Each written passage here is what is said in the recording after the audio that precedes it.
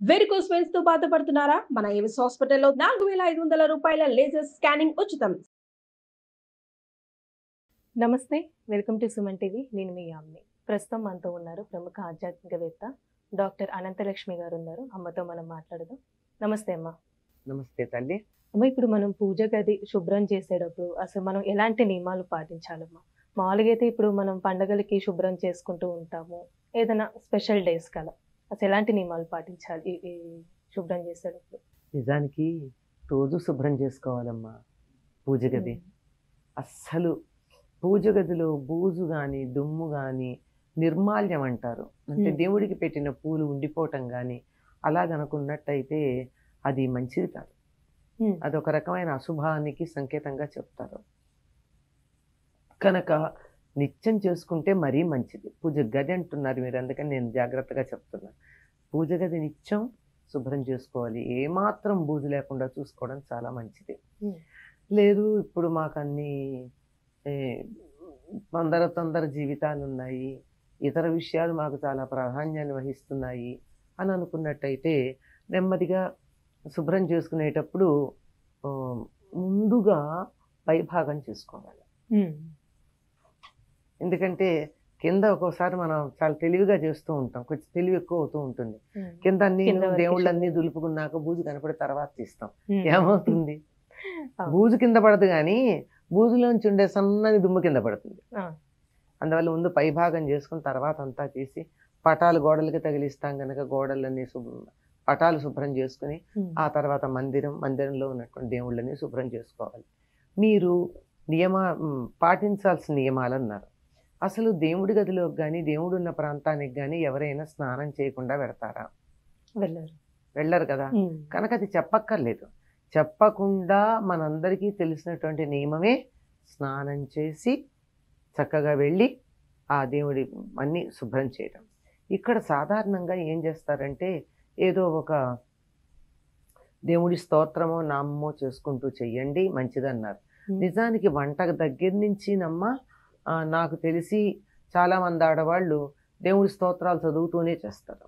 మరి అట్లాంటప్పుడు పూజ గది శుభ్రం చేస్తూ దేవుడి స్తోత్రాలు చదవరా? చదువుతారు. కానీ దానికన్నా శ్రేష్టం ఏమిటంటే సాధారణంగా అభిషేకం చేసేటప్పుడు స్త్రీ సూక్తం పురుష సూక్తం లాంటివి చదువుతారు.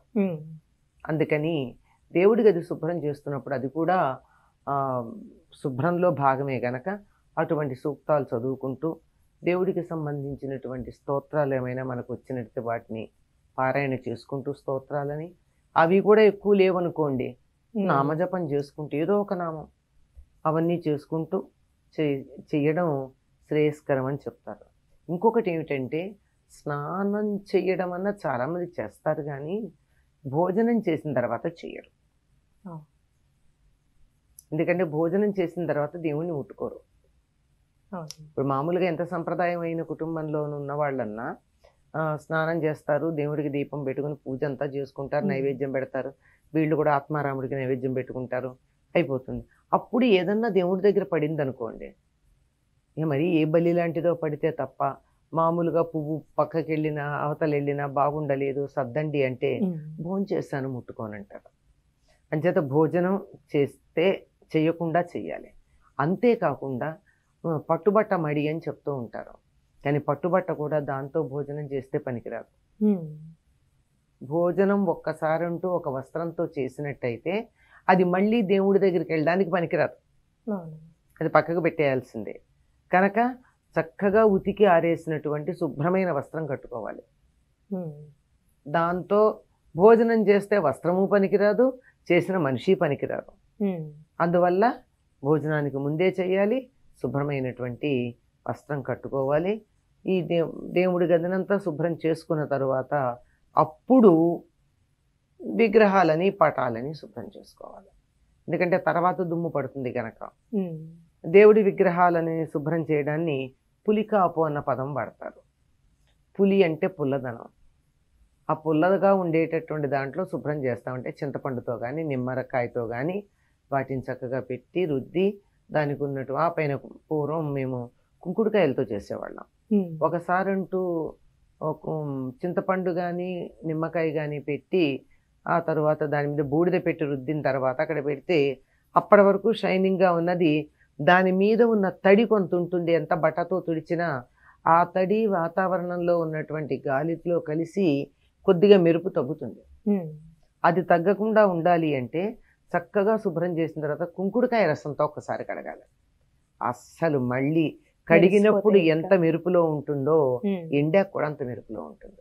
అమ్మ ఇప్పుడు మీరు అన్నారు కదా ప్రతిరోజు శుభ్రం చేసుకోవాలి అని అన్నారు. విగ్రహాల గురించి కదా, దేవుడి గది గురించి. దేవుడి గది ఇప్పుడు శుక్రవారం కూడా మనం శుభ్రం చేసుకోవచ్చమ్మా, ఎందుకంటే ఆ రోజు కొంతమంది ఇలా బూజులు దులపడం అలాంటివి చెయ్యరు. ఇలా అది నిజంగా లోకంలో ఎందుకు ఇటువంటి దురభిప్రాయాలు వచ్చాయో తెలియదు కానీ ఆ రోజు డబ్బులు కూడా అంటే ఆ రోజు మరి అన్నం తినమా, మనం స్నానం చేయమా, ఇల్లు శుభ్రం చేయమా, మరి దేవుడిగా శుభ్రం చేయడానికి ఏంటి సమస్య?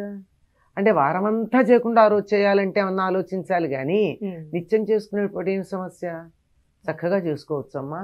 ఇంకోటి ఏమిటంటే దేవుళ్ళకు కూడా పులికాపు శుక్రవారం చేయకూడదని కొంతమంది చెప్పారు. నేను ఆశ్చర్యపోయాను. ఎందుకంటే తిరుమలలో స్వామివారికి మూల విరాట్టుగా అభిషేకం చేసేదే శుక్రవారం కదా. మరి మన ఇంట్లో ఎందుకు సమస్య అమ్మా? ఉదాహరణ అక్కడి నుంచి చెప్పాను, నేను వేరే చెప్పాలి. కనుక చక్కగా చేయొచ్చు. నిత్యం చేసుకునేటప్పుడు అందులో ఇది భాగం. దీనికి అసలు వారం ఎప్పుడూ చేయకుండా ఒకరోజు చేస్తామంటే శుక్రవారం కొంచెం ఆలోచించాలేమో, అది కూడా ఆలోచించమని చెప్పట్లేమో అంటున్నాను. కనుక నిత్యం చేసేదానికి తప్పేం లేదు. అమ్మ ఇప్పుడు దేవుడి గదిని మనం శుభ్రం చేసుకుంటూ ఉంటాం, అలానే అక్కడ పువ్వులు ఉంటాయి, దేవుడికి సంబంధించిన వస్తువులు అంటూ ఉంటాయి, అవి ఏం చేయాలమ్మా అసలు మనం? వాటిని ఎవరు తొక్కని చోట వేయాలి. ఇప్పుడు దాన్ని నిర్మాల్యం అంటారు. ఇప్పుడు దేవుడి గదిని శుభ్రం చేస్తూ ఉంటే దేవుడి మీద పెట్టిన పువ్వు ఎక్కడో కింద పడుతుంది కదా, పటం మీద అయితే ఆ పడిన దాన్ని మనం, అందుకే సాధారణంగా దేవుడి గదిని అన్ని చీపుళ్లతో తొడవరు, దానికి ప్రత్యేకంగా ఒకటి పెట్టుకుంటారు, అలాగే దానికి ప్రత్యేకంగా ఒక బట్ట పెట్టుకుంటారు. ఇంకా కొంతమంది అయితే అసలు చీపురుతో కూడా తొడవరు, చేత్తోనే తుడుచుకుంటూ వస్తారు బట్ట పెట్టుకుని, ఎంత దుమ్ము ఉన్నా. అదంతా దానికి అలా అయితే పక్కన పిండేస్తాం. కానీ అందులో దేవుడికి పెట్టిన పూలు కానీ, ఈ అగరొత్తుల నుంచి వచ్చినటువంటి బూడిద కానీ, దేవుడికి వాడగా మిగిలినటువంటి నీళ్లు అలాంటివి ఉంటాయి కదా, వీటిని తీసుకుని వెళ్ళి ఎవరు తొక్కని చోట పోస్తారు. సాధారణంగా తులసి మొక్కను ఎవరు ఏం చేయదు గనక తులసిలో వేస్తారు నీళ్లు మాత్రం, పూజ అది చేసిన నీళ్లు ఉంటే. ఈ పువ్వులు లాంటివి గనక ఉన్నట్టయితే ఇక మా ఇంట్లో ఉన్న మొక్కలన్నీ అలాగో ఇలా కుదరదండి అనుకున్నప్పుడు ఒక బకెట్లో నీళ్లు తీసుకుని ఆ నీళ్లలో వీటిని వేసి ఒక పూట అందులో ఉంచి అప్పుడు ఆ నీళ్లు ఎక్కడ తొక్కని చోట పోసేసి ఇవి ఎక్కడైనా వేసేయచ్చు. చాలా చక్కగా తెలియజేశారమ్మా, ధన్యవాదాలు. నమస్తే.